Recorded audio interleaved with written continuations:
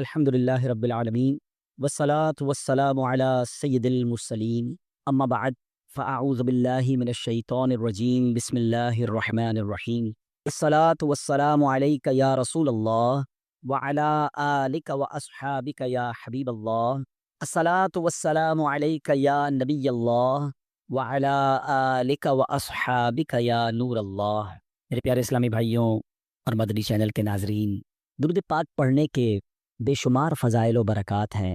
مصطفیٰ جان رحمت صلی اللہ تعالیٰ علیہ وسلم کے بہت سارے فرامین ہمیں فضائل درود میں ملتے ہیں۔ اگر میں آج آپ سے ایک ریکویسٹ کروں یا ایک بات کہوں کہ جناب یہ بتائیے کہ آپ مسلمان ہونے کی حیثیت سے اپنی زندگی میں کیا کیا خواہشات رکھتے ہیں؟ ایک مسلمان اپنی دنیا کیسی دیکھنا چاہتا ہے، اپنی آخرت کیسی دیکھنا چاہتا ہے؟ کبھی اکیلے میں بیٹھ کر لسٹ بنائیں کہ دنیا میں کیا چاہتا ہوں، موت کے وقت کیا چاہتا ہوں، قیامت کو کیا چاہتا ہوں۔ اور اب میں آپ کو کچھ مختلف حدیثوں کا، یوں سمجھیے کہ مجموعہ کہہ لیں، عطر کہہ لیں، اس کا خلاصہ کہہ لیں، میں پیش کرنے جا رہا ہوں کہ درود پاک پڑھنے والے کو کیا کیا ملتا ہے۔ علماء بیٹھے ہیں، تقریباً ہر ہی میرے جملے کے پیچھے کوئی حدیث یا کوئی روایت ہوگی، تو آپ کو اندازہ ہو جائے گا کہ ایک ایسا کمال کا وظیفہ ہے۔ میں جو کہتا جاؤں، دل خوش ہو تو سبحان اللہ کہتے جائیے گا۔ اگر آپ چاہتے ہیں کہ آپ کی روزی میں برکت ہو تو درود پاک پڑھیے۔ اگر آپ چاہتے ہیں کہ بیماریاں دور ہو جائیں تو درود پاک پڑھیے۔ آپ چاہتے ہیں آپ کی ٹینشن ریلیز ہو جائے، آپ درود پاک پڑھیے۔ آپ چاہتے ہیں ذلت و رسوائی سے بچیں تو درود پاک پڑھیے۔ آپ چاہتے ہیں آپ کی عزتوں میں اضافہ ہو جائے تو درود پاک پڑھیے۔ آپ چاہتے ہیں کہ مرتے وقت کلمہ نصیب ہو اور نبی پاک کا دیدار ہو جائے تو درود پاک پڑھیے۔ بلکہ آپ یہ چاہتے ہیں کہ قبر میں بھی نور مصطفیٰ سے میری قبر جگمگائے تو درود پاک پڑھیے۔ قیامت کے دن نبی پاک کے پرچم تلے اٹھنا چاہتے ہیں تو درود پاک پڑھیے۔ آقا کے ہاتھوں جام کوثر پینا چاہتے ہیں تو درود پاک پڑھیے۔ بلکہ سنیے، آقا کے ساتھ جنت میں داخل ہونا چاہتے ہیں تو درود پاک پڑھیے۔ مدینے جانا ہے تو درود پاک پڑھیے۔ خواب میں سرور کائنات علیہ الصلوۃ والسلام کی زیارت کرنی ہے تو درود پاک پڑھیے۔ مجھے بتائیے کچھ اور بچ گیا ہے؟ زندگی میں اور کچھ چاہیے؟ اور کیا چاہیے ہمیں؟ روزی میں برکت ہو، ذلت و رسوائی سے بچوں، بیماریاں اتر جائیں، ٹینشن ریلیز ہو، اللہ عزتوں میں اضافہ کرے، کلمے والی موت ملے، آقا کا دیدار ہو اور جنت میں بھی نبی پاک ساتھ لے جائیں، جب تک زندہ رہوں مدینے جاتا رہوں۔ اس کے علاوہ تو بچتا ہی کوئی نہیں ہے نا مسلمان کے لیے۔ اب ماشاءاللہ علماء بیٹھے ہیں، آپ ان سے پوچھیں کہ یہ ساری فضیلتیں ہیں احادیث میں اور روایات میں درود پاک پڑھنے والے کے لیے موجود ہیں، پھر بھی ہم درود پاک نہیں پڑھتے، پھر بھی ہم اس کو اپنا وظیفہ نہیں بناتے۔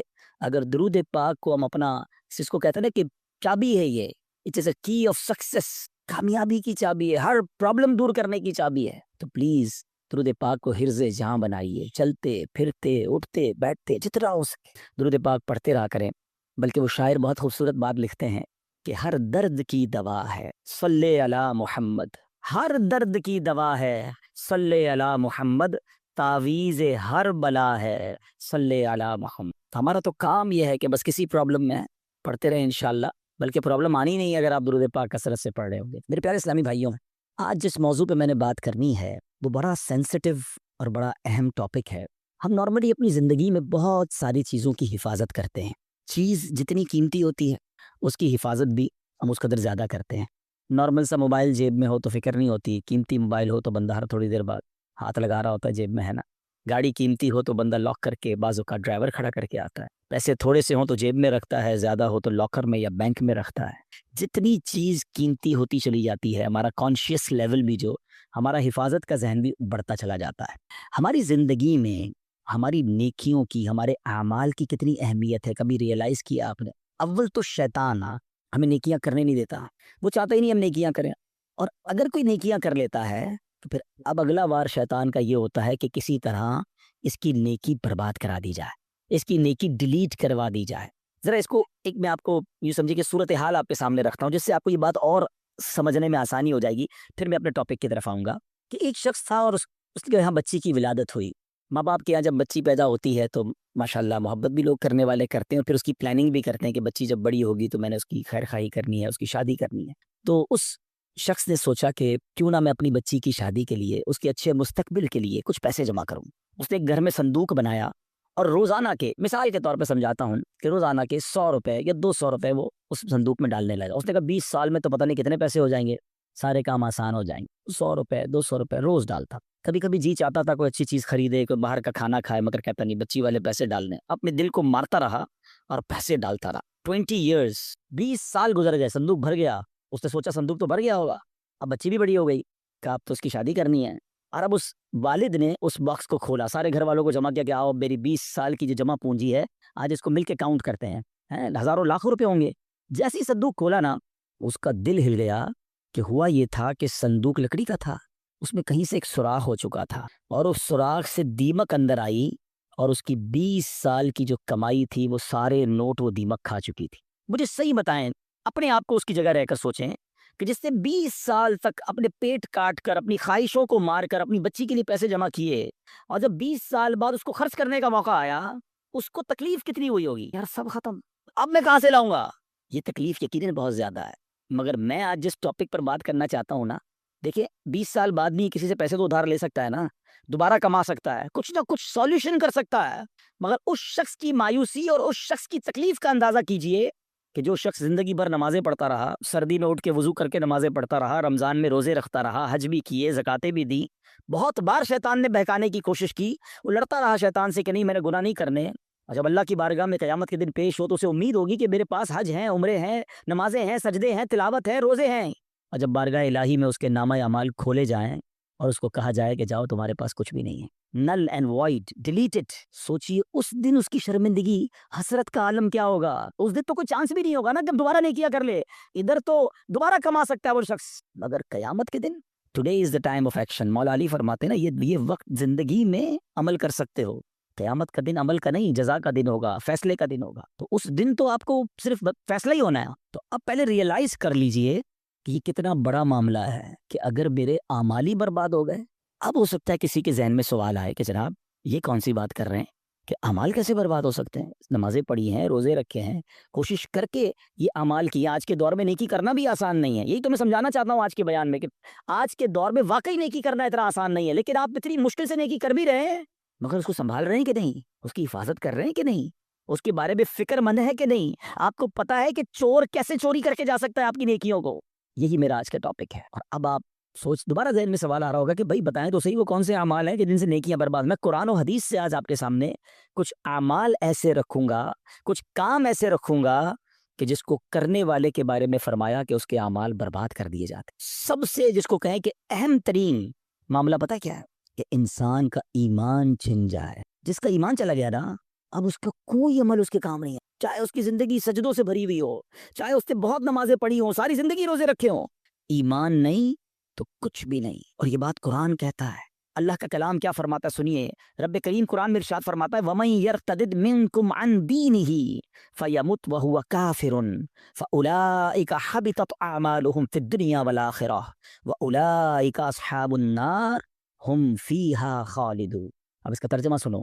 اور تم میں جو کوئی اپنے دین سے پھرے, پھر کافر ہو کر مرے, تو ان لوگوں کا کیا اکارت گیا, دنیا میں اور آخرت میں سب ضائع ہو گیا, اور وہ دوزخ والے ہیں, انہیں اس میں ہمیشہ رہنا. ایک بات یاد رکھیے گا, یہ ہمیں بعض اوقات سمجھ نہیں آتی کہ یار بندہ مسلمان ہو کے کافر کیسے ہو سکتا ہے, ایمان والا ہو کے ایمان سے کیسے نکل سکتا ہے.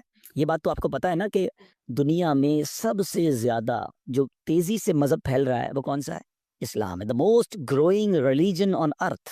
اس پوری کائنات میں سب سے تیزی سے الحمدللہ اسلام پھیل رہا ہے. لیکن یہ ون وے ٹریفک نہیں ہے کہ اگر کوئی مسلمان ہو سکتا ہے غیر مسلم, تو مسلمان بھی اسلام سے خارج ہو سکتا ہے. ٹھیک ہے, ایک حدیث پاک سناتا ہوں تاکہ یہ بات اور کلیئر ہو جائے گی. حدیث پاک کا مضمون ہے, نبی پاک علیہ الصلوۃ والسلام نے فرمایا کہ اولاد آدم مختلف طبقات میں, مختلف کیٹیگریز میں پیدا کی گئی ہے. 4 کیٹیگریز, 4 قسم بیان کی نبی پاک نے. فرمایا ایک پہلی قسم وہ ہے کہ بعض مومن پیدا ہوتے ہیں, ایمان والی زندگی گزارتے ہیں, اور ان کا خاتمہ بھی ایمان پر ہوتا ہے. ہم اللہ سے دعا کرتے ہیں کہ اللہ اس کیٹیگری میں ہمیں شامل رکھے, کیونکہ اللہ نے مسلمان ماں باپ دیے, ایمان والی زندگی دی ہے, اللہ ایمان والی موت عطا فرمائے. لیکن سیکنڈ کیٹیگری نبی پاک نے فرمایا کچھ لوگ کافر گھرانے میں پیدا ہوتے ہیں, حالت کفر پر زندہ رہتے ہیں, اور حالت کفر پر ہی ان کی موت ہوتی ہے. بہت بڑی تعداد میں ایسے لوگ جو غیر مسلموں کے یہاں پیدا ہوتے ہیں, کفر والی زندگی گزارتے ہیں, کفر پر بھی مر جاتے ہیں. تیسری کیٹیگری سنو, اللہ کے نبی فرماتے ہیں کچھ لوگ کافر پیدا ہوتے ہیں, کافروں والی زندگی گزارتے ہیں, مگر ان کا خاتمہ ایمان پر ہو جاتا ہے. ہے نا کئی لوگ جو مرنے جو دنیا میں مسلمان ہو رہے ہیں, یہ کیا ہے, کافر تھے نا, غیر مسلم تھے, کلمہ پڑھا مسلمان ہو گئے, بڑی اچھی بات ہے. مجھے ایک واقعہ یاد آ گیا. ہانگ کانگ میں دعوت اسلامی والے جو تھے وہ ہمارے مبلغین کسی مریض کی عیادت کے لیے ہاسپٹل میں گئے. دعوت اسلامی کے تو طریقہ کار میں بھی شامل ہے, ہمیں بھی جانا چاہیے, مریض کی عیادت سنت ہے. تو وہ عیادت کرنے گئے تو برابر میں بستر پر ایک 70 سال کا ہانگ کانگ میں ایک بوڑھا شخص غیر مسلم وہ بھی لیٹا ہوا تھا, علاج کروانے آیا تھا. جب وہ واپس جانے کے اس نے اشارہ کیا ادھر آئیے گا, وہ ادھر گئے تو کہ تم لوگ کون ہو؟ چہرے پہ داڑھی تھی, سر پہ امامہ تھا. کہا مسلمان ہیں. کیوں آئے تھے؟ کہا ہمارا ایک دوست ہے وہ بیمار تھا, اس کو دیکھنے آئے تھے. اچھا مسلمان کیا ہوتا ہے, اسلام کیا ہوتا ہے؟ 7 8 10 منٹ بات چیت ہوئی, اسلامی بھائیوں نے اس کو دعوت دی کہ آپ بھی مسلمان ہو جائیں. ہسپتال کے بستر پر وہ بوڑھا شخص کلمہ پڑھ کر مسلمان ہو گیا. مگر اس سے بڑھ کر جو جس کو کہتے ہیں نا ایمان افروز بات یہ تھی کہ اگلے چند گھنٹوں بعد اس کا انتقال بھی ہو گیا.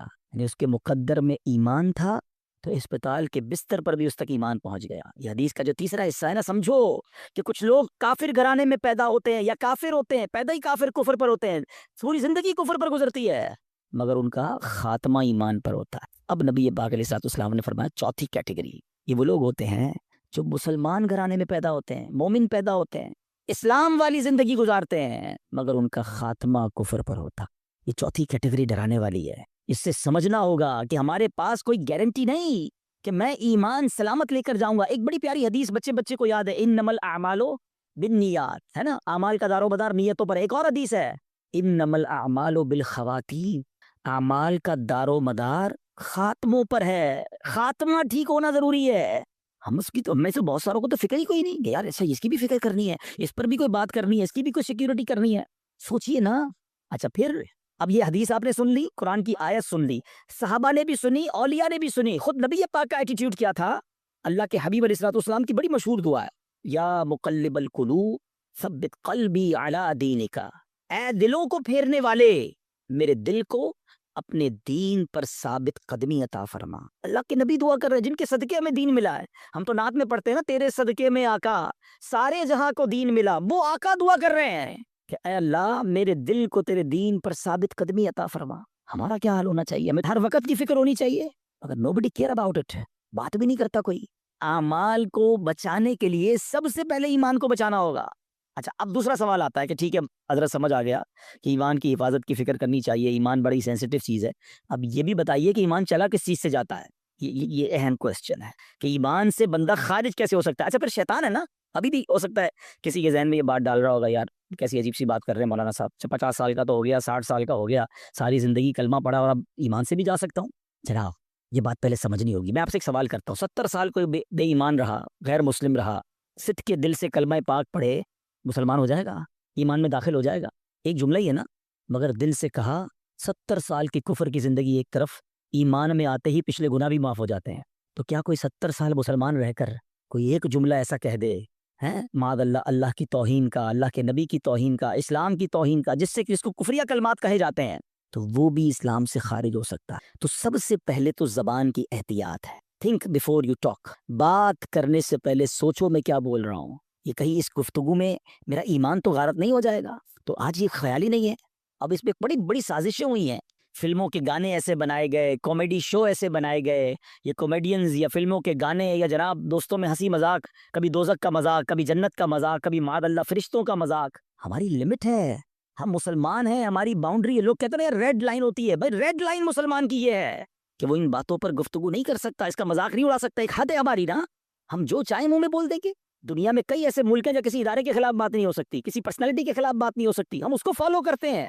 مگر ہم اسلام کے بارے میں, دین کے بارے میں جو منہ میں آیا کہہ رہے ہوتے ہیں.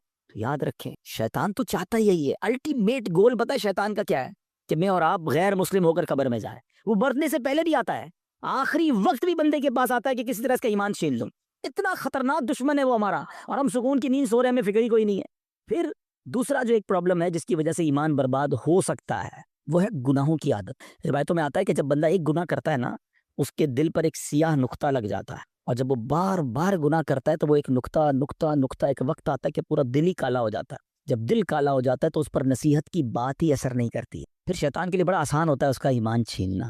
میں آخری بات اس موضوع پہ کر لوں تاکہ اگلے عمل کی طرف جاؤں, ورنہ یہی ایک ٹاپک ایسا ہے کہ میں پورا بیان اس پر کروں, اور کرنے چاہیے ایسے بیانات کہ ایمان کی حفاظت کی فکر بہت ضروری ہے.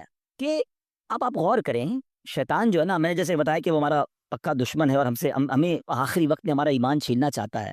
اب ایک شخص ہے جو روزانہ شیطان سے ہار جاتا ہے, شیطان صبح اٹھنے لگتا ہے، شیطان کہتا نہیں فجر نہیں پڑھنی، سو جا، رضائی اوڑی اور سو گیا. صبح ہوئی نہیں اور شیطان جیت گیا. فائٹ ہوئی، شیطان جیت گیا. دوپہر ہوئی، ظہر نہیں پڑھنے دی، شیطان جیت گیا. مارکیٹ میں گیا، بے پردہ عورت گزری، شیطان نے کہا دیکھ لے، دیکھ لیا، شیطان جیت گیا. موبائل اٹھایا، حرام دیکھ لے، بری ویب سائٹ دیکھ لے، دیکھ لی، شیطان جیت گیا. کاروبار کرنے لگا، شیطان نے کہا جھوٹ بول دے، جھوٹ بولا، شیطان جیت گیا. دھوکہ دے دے، دھوکہ دیا، شیطان جیت گیا. سود کما لے، سود کا کام کیا، شیطان جیت گیا. جس سے روز شیطان جیت رہا ہے، مرنے سے پہلے والی جو فائٹ ہوگی ادھر بھی تو شیطان آئے گا نا اس کو سمجھانے کے لیے کہ ایمان درست نہیں ہے، مسلمان درست نہیں ہے، اللہ کا کلمہ مت پڑھ.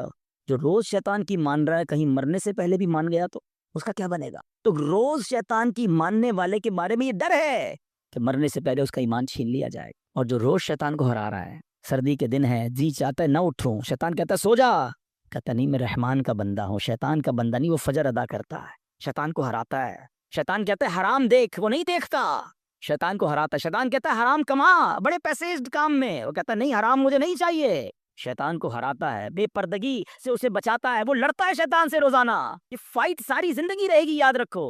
اور جو روز شیطان سے لڑ رہا ہے نا، انشاءاللہ جب مرتے وقت شیطان اس کا ایمان چھیننے آئے گا نا، وہ ادھر بھی شیطان کی نہیں مانے گا، کلمہ پڑھ کر قبر میں چلا جائے. ہم بھول جاتے ہیں، وہ نہیں بھولتا، ہم سوتے ہیں، وہ نہیں سوتا، وہ جاگ رہا ہے، وہ ہم پر حملے کر رہا ہے، باریک حملے کرتا ہے. تو پہلی بات آج سمجھ جاؤ کہ ایمان سلامت لے کر قبر میں جانا یہ ہمارا الٹیمیٹ ٹارگٹ ہونا چاہیے ایٹ اینی کاسٹ. اگر ایمان میرے ہاتھ میں نہیں رہا تو میں تو گیا نا. تو ہمیں اس کی فکر بھی کرنی ہے، اس کے لیے دعائیں بھی کرنی ہیں. ہماری نمازوں میں، ہماری دعاؤں میں یہ شامل ہونا چاہیے. آپ بزرگوں کی دعائیں تو پڑھیں نا، نبی پاک کی دعائیں پڑھیں. ایمان کی سلامتی کا وہاں آپ کو ذکر ملے گا، ایمان کی حفاظت کا ذکر ملے گا. ہماری دعا کیا ہے؟ یا اللہ کاروبار میں برکت دے دے، صحت میں برکت دے دے، بڑا بنگلہ مل جائے، نوکری مل جائے. میں نہیں کہتا اللہ سے مت مانگو، اللہ کے سوا کس سے مانگیں گے؟ مگر آخرت بھی تو مانگو نا. قرآنی دعاؤں کو پڑھیں، اللہم ربنا آتنا فی الدنیا حسنہ، مگر فوراً کیا ہے؟ وفی الآخرۃ حسنہ. پھر آگے وقنا عذاب النار، ہمیں عذاب جہنم سے بھی بچا. تو اللہ کرے کہ ہم اپنے ایمان کی حفاظت کی فکر کرنے والے بن جائیں. ایک اور عمل ہو، اللہ اکبر، وہ اتنا عام ہو گیا ہے کہ جس کی وجہ سے بھی اعمال برباد ہوتے ہیں. اور وہ عمل کیا ہے؟ حدیث پاک اللہ کے حبیب علیہ الصلوۃ والسلام فرماتے ہیں، اور وہ عمل یہ ہے کہ بندہ کسی سے حسد کرے. اچھا، حسد نیکیوں کے ساتھ پتہ کیا کرتا ہے؟ نبی پاک فرماتے ہیں ایاکم والحسد فإن الحسد یأکل الحسنات کما تأکل النار الحطب. اللہ کے حبیب فرماتے ہیں حسد سے بچو، وہ نیکیوں کو اس طرح کھا جاتا ہے جیسے آگ خشک لکڑی کو کھا جاتی ہے. اب میں مثال دیتا ہوں، آپ نے لکڑی جلائی اور آگ جلائی اس پر، تھوڑی دیر بعد لکڑی کا کیا حال ہوگا؟ ختم نا، خاک ہو جائے گی. یہ پتہ کیا کرتے ہیں جو حسد کرنے والے ہوتے؟ سارا دن نمازیں پڑھی، روزے رکھے، صدقے کیے، رات آئی آگ لگائی اور سارے اعمال برباد کر. یہ نیکیوں کو برباد کرنے والا کام ہے. اور حسد اللہ اکبر آج اتنا عام ہو چکا ہے، ہر دوسرے آدمی کو دوسرے سے حسد ہے، بلکہ بھائی کو بھائی سے حسد، بہن کو بہن سے حسد ہو گیا ہے. نبی پاک علیہ الصلوۃ والسلام فرماتے ہیں حسد سے بچو، کیونکہ حسد ایمان کو مونڈ دینے والا کام ہے. ایک اور حدیث پاک میں آتا ہے حسد ایمان کو ایسے برباد کرتا ہے، حدیث پاک کا مضمون ہے جیسے سرکہ ایلوا شہد کو برباد کر دیتا ہے. اب سرکے کو شہد میں ڈالے، شہد کا کیا حال ہوگا؟ فرمایا یہ ایمان برباد کرنے والی بیماری ہے. اور آج کوئی کسی کو خوشحال دیکھنے کے لیے تیار ہی نہیں ہے. اچھا، بعض اوقات پتہ کیا ہوتا ہے جب اس طرح کے بیان ہوتے ہیں، میں نے کہا نا یہ لڑائی جاری رہے گی، اس بیان کے دوران بھی شیطان ساتھ چل رہا ہوگا. کسی کے ذہن میں سوال کر رہا ہوگا یار مولانا صاحب بات تو ٹھیک کر رہے ہیں مگر میں تو حسد نہیں کرتا. وہ آپ کو یہ سب کلیریفائی کر رہا ہے کہ بات ٹھیک ہے مگر میں تو حسد نہیں کرتا. نہیں، ایسے نہیں شیطان کو حملہ کرنے دیں گے، آج مقابلہ کریں گے انشاءاللہ. ٹھیک ہے، اب میں آپ کو کچھ سمٹمز بتاتا ہوں، کچھ نشانیاں بتاتا ہوں کہ جس کی وجہ سے آپ کو یہ ریئلائز ہوگا کہ میں حسد کرتا ہوں کہ نہیں کرتا. پہلے تو حسد کی تعریف کیا ہے یہ سمجھ لو. حسد کی تعریف یہ ہے the definition of jealousy، کہ اگر کسی شخص کو کوئی نعمت ملے تو میرا دل یہ چاہے کہ یہ نعمت چھن کر مجھے مل جائے یا کم از کم اس کی برباد ہو جائے. یہ حسد ہے، یہ جہنم میں لے جانے والا کام ہے، حرام. حسد کی جائز صورت بھی ہے، اس کو حسد نہیں کہتے، اس کو ہماری اردو زبان میں رشک کہتے ہیں، عربی میں غبطہ کہتے ہیں. وہ کیا ہے کہ جب کسی کو نعمت ملے تو بندہ کہے اللہ اس کو دی مجھے بھی دے دے. اس میں کوئی حرج نہیں ہے، یہ اچھی بات ہے، اس میں جائز ہے یہ. لیکن جو دوسری والی سائیڈ ہے وہ بہت زیادہ بڑھ گئی ہے. ٹھیک ہے، پہلے تعریف پتہ چل گئی، اب کچھ نشانیاں بتاتا ہوں، چیک کر لیتے ہیں. اگر ٹھیک ہے میرے اندر نہیں تو پھر صحیح ہے، پھر تو اللہ کا شکر ہے میرا دل صاف ہے. اگر گڑبڑ ہے تو پھر علاج بھی بتاؤں گا. اب پہلے تو لیبارٹری ٹیسٹ کر لیتے ہیں ایک دوسرے کا. چیک کیجئے آپ کی لائف میں کوئی ایسا ہے. یہ ایک اور پہلے بات بتا دوں، حسد جو ہے نا ہوتا ہی اس سے جس کو ہم جانتے ہیں، جس سے تعلق ہوتا ہے. جس سے تعلق نہیں اس سے حسد نہیں ہوتا. ہمیں فیصلہ آباد میں رہ کر برازیل کے کسی شخص سے حسد نہیں ہو سکتا، ہم جانتے ہی نہیں اس کو، پتہ نہیں کیا کر رہا ہے. حسد کس سے ہوگا؟ یا تو کسی دوست سے ہوگا، یا کسی رشتہ دار سے ہوگا، یا اپنی فیلڈ کے کسی بندے سے ہوگا. آپ کاروبار کرتے ہیں نا، کسی کاروباری اپنے کسی کاروباری سے ہو جائے گا، ہے اپنے کسی رشتہ دار سے ہو جائے گا، اپنے کسی دوست سے، اپنے کسی قریب پڑوسی سے ہو سکتا ہے، جس کے ساتھ آپ کا انٹریکشن ہے نا، آپ اس سے حسد کر سکتے ہیں. اب چیک یہ کرنا ہے کہ میں کسی سے حسد کرتا ہوں کہ نہیں. ٹھیک ہے، میں نے آپ کو باؤنڈری بتا دی ہے. اب میرا لیبارٹری ٹیسٹ کہہ لیں، مدنی لیبارٹری ٹیسٹ کرتا ہوں. اب میں آپ کو 2-3 ایگزامپلز بتاتا ہوں. اپنے آپ سے خود ہی سوال کریں، مجھے جواب نہیں دینا، آپ نے اپنے آپ سے سوال کرنا ہے. پہلا سوال، دنیا میں کوئی ایک بندہ ایسا ہے، یا عورت بھی ہو سکتی ہے، رشتہ دار بھی ہو سکتی ہے، کہ یار جب بھی اسے کوئی خوشی ملتی ہے نا، نعمت ملتی ہے، ترقی ملتی ہے، دولت ملتی ہے، شہرت ملتی ہے، تو مجھے پرابلم ہوتا ہے، مجھے مزہ نہیں آتا. پہلا سوال اپنے دل میں جواب رکھیے گا، مجھے مت بتائیے گا. دوسرا سوال، کوئی ایسا ہے کہ جب اس کی تعریف میرے سامنے ہوتی ہے تو مجھے ذرا بھی مزہ نہیں آتا. میں کہتا ہوں کوئی اور بات کرو نا یار، اس کا ذکر کیوں کر رہے ہو؟ ہے ایسا ہوتا ہے نا کبھی کبھی ہمارے سامنے کسی کی تعریف کرتے ہیں، وہ بھائی نہیں یار ان کا کاروبار بہت آگے بڑھ گیا، یار وہ تو بڑے مشہور ہو گئے، ہاں ہاں ان کو تو بڑے لوگ عزت دیتے ہیں، یار اس کی بات چھوڑو، یار کوئی اور بات کرو. اگر کوئی ایسا ہے کہ اس کے بارے میں جب مجھ سے کوئی بات کرتا ہے اور یہاں پین فیل ہوتا ہے، میں بات بدلتا ہوں. دس از دا سیکنڈ کوسچن. ٹھیک ہے، یہ دوسرا ٹیسٹ ہے.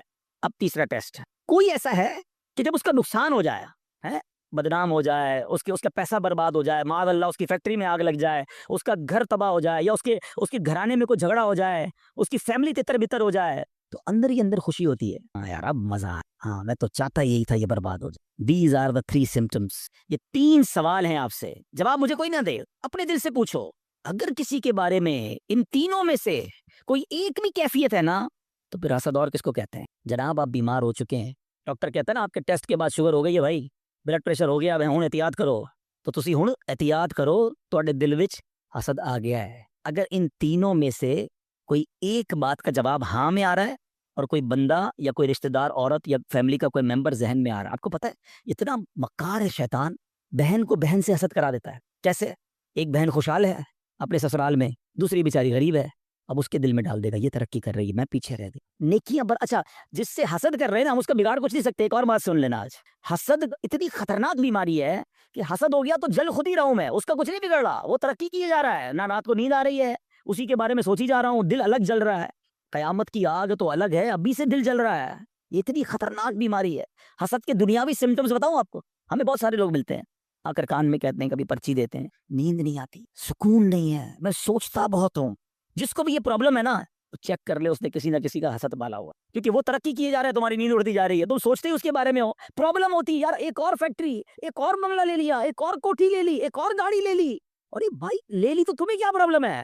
اتنی خطرناک یہ بیماری ہے کہ چین نہیں لینے دیتی بندے کو.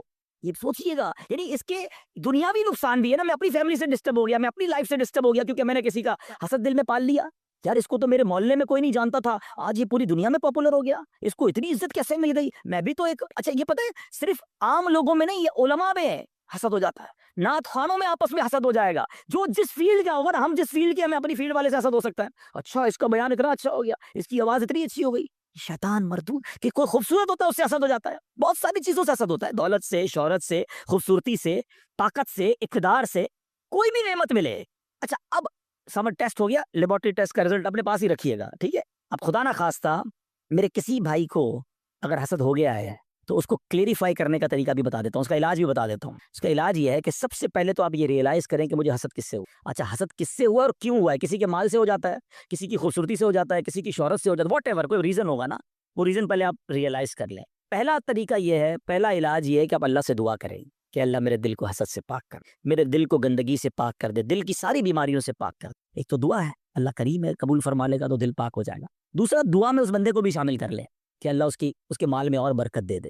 اگر وہ اس کے حسن سے پرابلم ہے، اللہ اس کے حسن میں اور برکت دے دے. اس کی شہرت سے پرابلم ہے، اللہ اس کی شہرت میں اور برکت دے دے.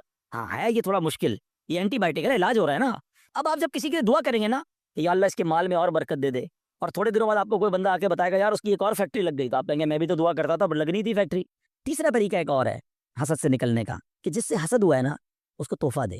حدیث پاک کا مضمون ہے تحفہ دو محبت بڑھے گی. ہاں لیکن یہ بتا کے مت دینا کہ بھائی تیرے سے حسد ہو گیا تھا تحفہ لے کر آئے ہیں، مولانا صاحب نے کہا تھا، اور گل خراب ہو جائے گی، تو بتانا نہیں اس کو. ہاں بتانا چلے اس کو. اچھا ایک بات اور سمجھ لو آپ، جس سے حسد ہوا ہے نا اس کو کوئی پرابلم نہیں ہے، پرابلم مجھے ہے، ٹھیک مجھے ہونا ہے. اس کو تو شاید نیکیاں مل رہی ہوں گی اگر کوئی اس کے بارے میں غیبت کر رہا ہے، بدگمانیاں کر رہا ہے. ہمیں اپنا علاج کرنا ہے، میرے اعمال بڑے تھوڑے ہیں. وہ شاعر کہتے ہیں نفس بدکار نے دل پر یہ قیامت توڑی، عمل نیک کیا بھی تو چھپانے نہ دیا۔ ایک تو نیکی ہوئی نہیں، ہوئی تو بچائی نہیں۔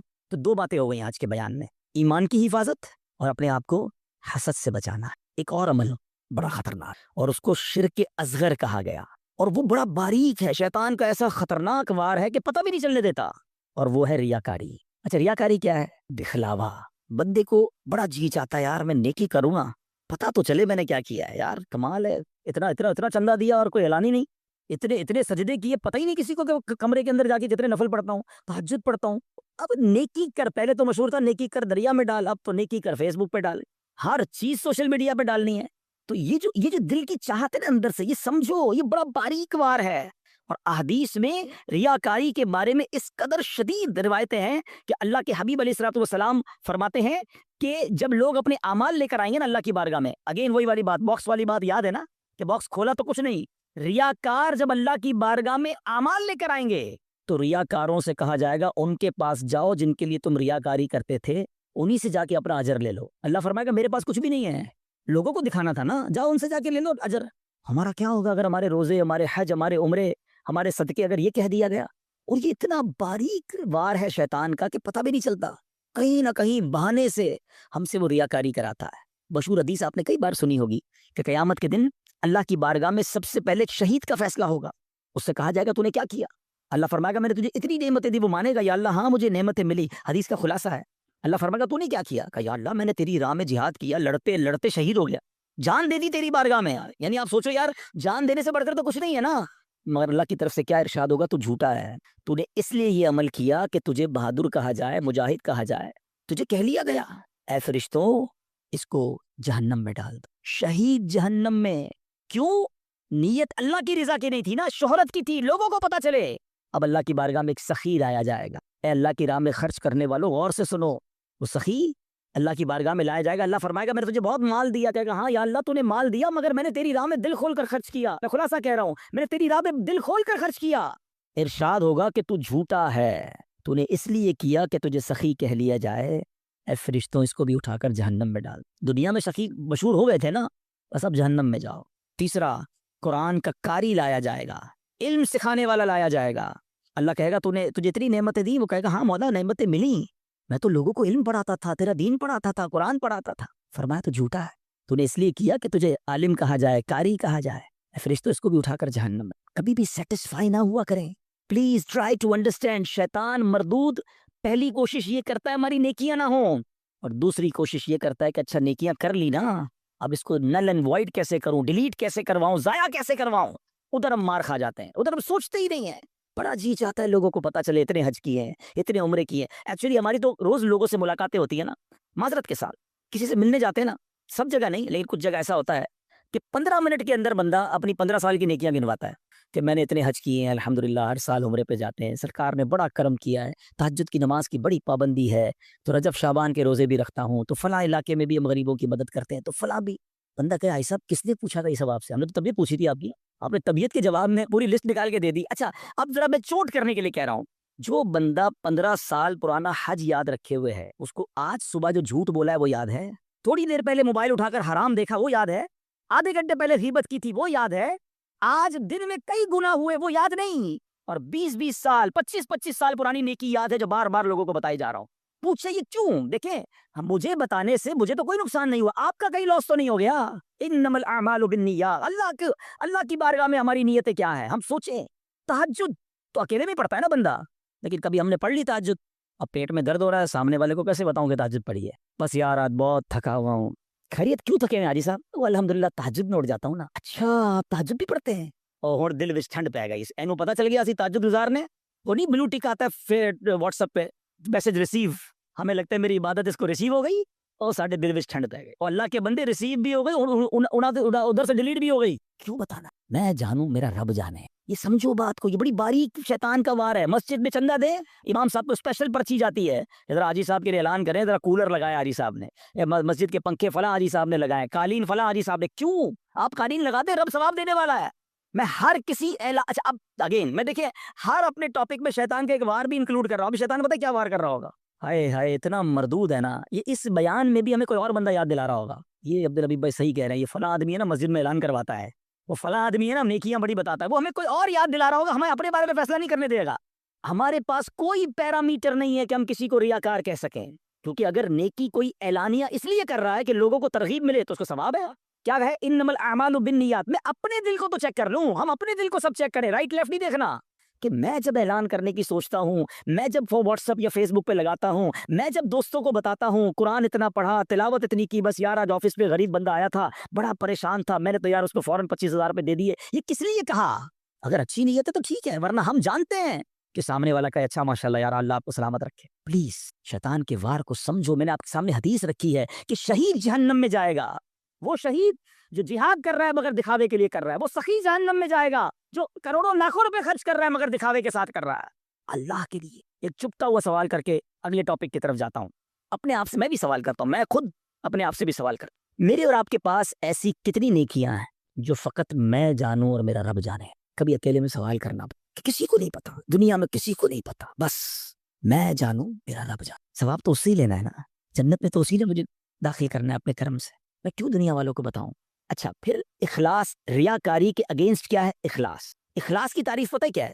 آئے ہائے ہائے، علماء بھی کمال کرتے ہیں، ایک جملے میں گلی مکا دیتے ہیں، کہتے ہیں اخلاص کی تعریف یہ ہے جس طرح تم اپنے گناہوں کو چھپاتے ہو نا، اس طرح اپنی نیکیوں کو چھپا۔ ہم میں سے کوئی چاہتا ہے میری خطائیں پتہ چلیں کہ میں نے کل کیا گناہ کیا، پرسوں کیا کیا؟ نہیں نہیں نہیں، کسی کو میری خطا نہیں پتہ چلنی چاہیے، ہم چھپاتے ہیں، مگر نیکیاں سب کو پتہ چلنی چاہیے۔ سمجھو اس وار کو شیطان کے۔ تیسرا عمل میں نے بتا دیا آپ کو، ریاکار۔ چوتھا عمل جو اس سے ملتا جلتا ہی ہے، وہ بھی اعمال برباد کرنے والا عمل ہے، اور وہ ہے خود پسندی۔ انسان جو ہے نا اپنے اندر اپنے آپ کو بہت کچھ سمجھنے لگتا ہے، حدیث پاک میں آتا ہے خود پسندی 70 سال کے عمل کو برباد کر دیتی ہے۔ ہائے ہائے، میں 70 سال نمازیں پڑھوں، 70 سال روزے رکھوں، صدقے خیرات کروں، اور ایک خود پسندی میرے سارے اعمال برباد کر۔ ایک بزرگ کے بارے میں آتا ہے، اپنے بچے کے ساتھ کہیں سفر پر جا رہے تھے، تو جب سفر پر جا رہے تھے تو سرائے خانہ آیا، رات کو سو گئے قافلے والوں کے ساتھ، باپ بیٹے اٹھے اور تہجد کی نماز پڑھی۔ جب تہجد پڑھی نا تو بیٹے نے ابو کو کہا، ابو یہ کیسے لوگ ہیں، سارے سوئے ہوئے ہیں، کوئی بھی نہیں اٹھا تہجد کے لیے؟ تو والد نے بیٹے کو بڑا کمال کا جواب دیا کہ بیٹا تو بھی سویا رہتا تو اچھا ہی تھا۔ سمجھائی بات؟ یہ جملہ بڑا کمال کا ہے، آپ تہجد پڑھ کر دوسروں کو حقیر سمجھنے لگے نا، اور اپنے آپ کو میں نے تہجد پڑھی، دیکھو یار یہ سب سو رہے ہیں۔ یہی تو خود پسندی ہے کہ اپنے آپ کو کچھ سمجھ رہے ہیں، اس کا اپنا ہی کمال سمجھ رہے ہیں، اللہ کی عطا نہیں سمجھ رہے اسے۔ خود پسندی نہیں آنی چاہیے۔ 70 سال کے عمل برباد کرنے والا میں نے عمل آپ کے سامنے رکھا۔ اب میں آخری بات، ایسے بہت سارے اعمال ہیں لیکن ظاہر ایک بیان میں سارے تو نہیں ڈسکس کر سکوں گا نا، میں کوشش کروں گا یا کوشش کر رہا ہوں کہ وہ اعمال زیادہ ڈسکس کروں جو بہت زیادہ پینیٹریٹ کر گئے، وہ ہمارے درمیان آ چکے ہیں اور ہماری نیکیاں برباد ہو رہی ہیں اس سے۔ Try to understand, try to secure your good deeds. اچھے اعمال کو بچانے کی فکر کرو نا، ہے ہی تھوڑے، اور وہ بھی برباد ہو گئے تو بنے گا کیا میرا؟ اور اب وہ کیا ہے؟ وہ قرآن کہتا ہے، وہ کیا ہے؟ قرآن کہتا ہے یا ایھا الذین آمنوا لا تبطلوا صدقاتکم بالمن والاذی، اے ایمان والو اپنے صدقے باطل نہ کرو احسان جتا کر اور تکلیف دے کر۔ یہ بھی بہت بڑا، اول تو کسی کے ساتھ بھلائی کرنی نہیں ہے، اور بھلائی کر لی اب ساری زندگی اسے احسان جتانا ہے۔ یاد ہے نا میں نے نوکری دلائی تھی، بھول تو نہیں گیا؟ چپل پہن کر آیا تھا میرے پاس، اب گاڑی والا ہو گیا، بھول تو نہیں گیا میرا احسان؟ تیری بہن کی شادی تھی، میں نے اس کا جہیز دلوایا تھا، بڑا آدمی ہو گیا لیکن یاد ہے نا میں نے پھر کو لون دلوایا تھا۔